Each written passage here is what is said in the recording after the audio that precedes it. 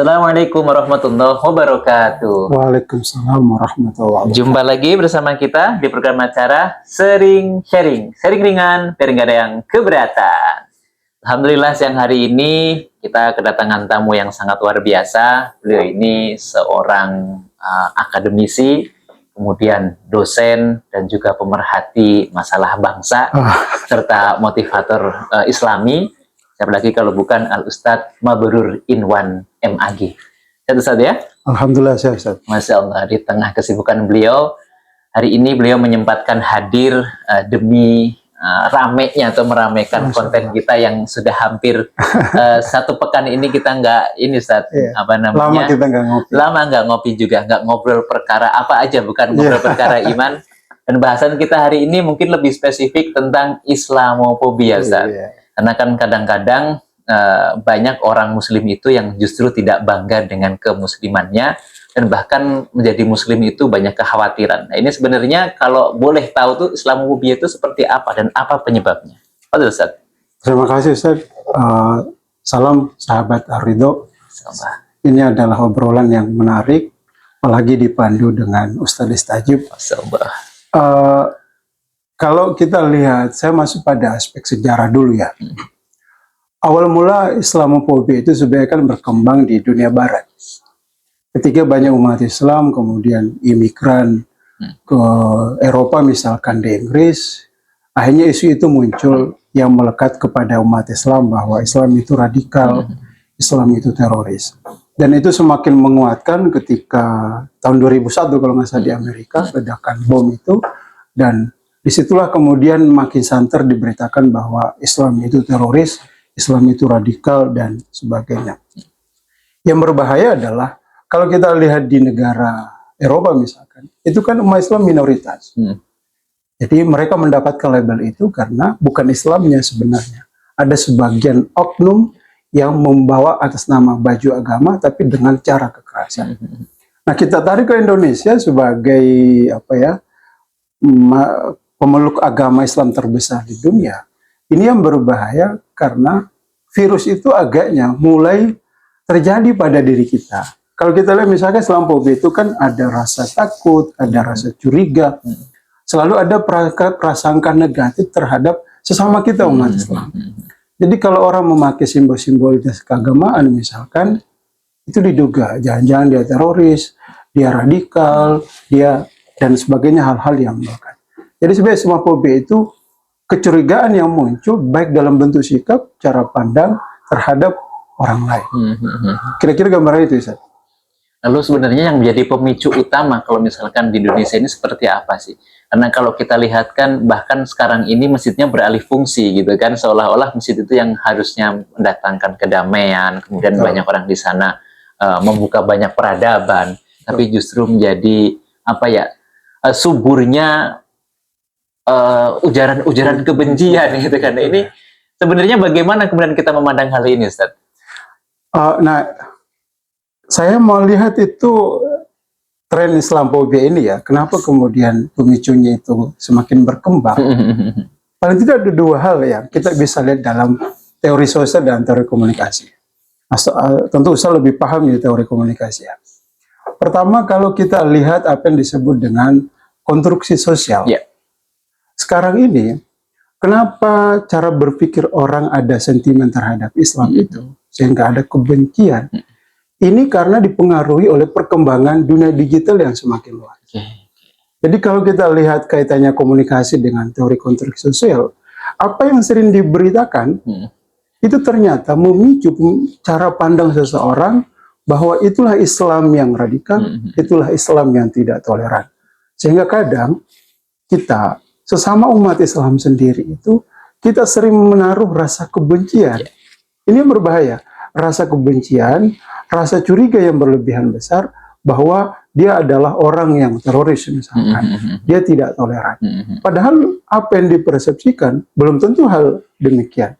Misalkan ya, kita kadang-kadang itu, mohon maaf, kadang-kadang ketika simbol keagamaan melekat pada seseorang itu, kita anggap dia radikal, kita anggap dia konservatif, pokoknya hal-hal yang konotasi negatif Sehingga dampaknya seperti ini adalah ada rasa kebencian, kita menjaga jarak. Padahal sebenarnya soal perbedaan itu kan soal lumrah yang perlu kita tolerir. Makanya di mana-mana saya sering sampaikan, kita tidak perlu berdebat urusan pemahaman keagamaan selama dua hal. Tidak keluar dari batas akidah keyakinan kita. Yang kedua, tidak keluar dari batas akal kewarasan berpikir kita. Hal-hal yang simbolik itu kan soal perbedaan saja. Jadi teori konstruksi sosial. Yang kedua, ada yang disebut dengan teori representasi. Nah, ini ada kaitannya tadi, bahwa ketika seseorang menggunakan simbol itu, dilekatkan kepada dia, maka secara tidak langsung orang berpikir, oh bahwa itu bukan bagian dari kita. Padahal mestinya begini, yang aneh kita itu, orang bisa toleran misalkan terhadap orang yang di luar keyakinan dia, tapi justru di kita sendiri yang disebut dengan ukhuwah Islamiyah, kita justru menaruh kebencian besar, kecurigaan besar hanya pada persoalan label simbol-simbol keagamaan.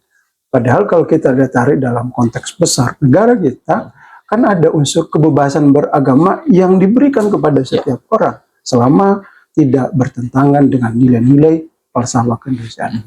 Karena itu penting rasanya melihat kita sebagai umat Islam itu, misalkan sekarang hampir semua kita lihat itu masjid di mana-mana dibangun. Tapi persoalannya adalah apakah masjid itu sebagai simbol ruhani, sebagai simbol pemersatu umat, sebagai simbol menguatkan nilai-nilai spiritual kita, itu dapat kita jadikan sebagai sentral, kita bisa berbeda, walaupun kita bisa bersatu, walaupun kita berbeda di situ. Oh, sangat luar biasa. Lalu kalau kita lihat kan awal kemunculan Islam itu kan sudah dijelaskan dalam Al-Quran bahwa rahmatan lil alamin, akan menjadi rahmat bagi seluruh alam. Sebenarnya kan kalau kita sandingkan dengan Islamofobia itu harusnya ketika Islam itu hadir menjadi rahmat, berarti kan menebarkan kasih sayang dan sebagainya. Betul saja. Lalu malah kalau misalkan di Eropa ataupun di Amerika dan sebagainya mungkin wajar lah. Kemudian kalau muncul sentimen terhadap umat Islam. Karena di sana minoritas umat Islam. Tapi kalau misalkan hal itu terjadi terhadap umat Muslim itu sendiri itu seperti apa antisipasinya? Kan kadang-kadang kita lihat seperti sekarang ini tak jarang orang yang mohon maaf tidak bangga dengan keislamannya itu lantaran seolah-olah kalau saya ngaku Islam nanti saya akan kehilangan banyak hal. Nah, ini kan bagaimana kemudian kita bisa keluar gitu kan dari stigma-stigma yang seperti itu. Silakan Ustaz. Oke, satu hal yang perlu kita tegaskan bahwa Islam, kehadiran Islam itu adalah pasti ingin menguatkan pada siapapun, kepada kelompok manapun. Dan kehadiran Islam itu pasti yang diharapkan adalah bisa tidak membawa kemaslahatan. Makanya Nabi itu hadir, rahmatan lil alamin itu, jangan kita hanya persempit kepada hubungan kita kepada Tuhan, tetapi hubungan kepada sesama manusia. Alamin itu menyangkut manusia, tidak terbatas pada agama tertentu, tapi kepada siapapun. Karena itu ke depan, di tengah perkembangan arus digital ini, inilah yang menjadi faktor utama. Jadi narasi itu dibangun, kita harus punya kemampuan mengedukasi dengan pendekatan literasi kita. Mari kita kembali memahami konsep dasar awal ajaran Islam. Apa falsafah dasar ajaran Islam itu? Bahwa semua yang dibawa oleh Nabi tidak pernah sama sekali mengajarkan kebencian. Pasti pondasi dasarnya itu adalah Rahman. Maka kalau kita tarik terhadap ayat pertama yang diterima oleh Nabi itu kan Iqra. Iqra bukan dalam hal membaca Quran saja, tapi bagaimana kemudian kewarasan beragama kita itu terbuka dengan apa? Kembali memahami apa substansi ajaran Islam. Dan bahwa semua kebencian, dengki, propaganda, provokasi itu tidak sejalan dengan ajaran Islam. Islam selalu memberikan edukasi. Sisi lain misalkan, kita harus bangga bahwa pondasi Islam itu adalah rahmatan lil alamin. Bagaimana kita menyikapi? Sekarang ini jangan kita terlalu reaktif terhadap sesuatu. Karena begini, semakin kita reaktif, itu semakin memperlihatkan provokasi itu akan semakin dimainkan. Tinggal yang kita lakukan adalah kita berikan edukasi, memperkuat literasi kita, memberikan pencerahan kepada orang lain bahwa Islam adalah rahmatan kepada seluruh alam. Masya Allah, mungkin sebelum kita tutup, karena kalau kita bahas ini sangat amat panjang, mungkin bisa berjam-jam gitu kan. Mungkin sebelum kita tutup, apa pesan untuk para pemirsa kita untuk kiranya agar mereka tuh lebih bangga dengan agamanya gitu kan. Kemudian kan masalah toleransi itu kan sebenarnya sudah selesai 1400 tahun yang lalu. Betul. Dalam surah Al-Kafirun itu kan sudah jelas, dan bahkan kebebasan kita untuk beragama itu patokannya harusnya itu. Nah ini kan kemudian harusnya menjadi trigger bagi kita agar sesama umat Islam itu tentunya menguatkan ikatan dan sebagainya. Ini kira-kira seperti apa pesannya untuk para pemirsa kita? Fadhol. Terima kasih Ustaz.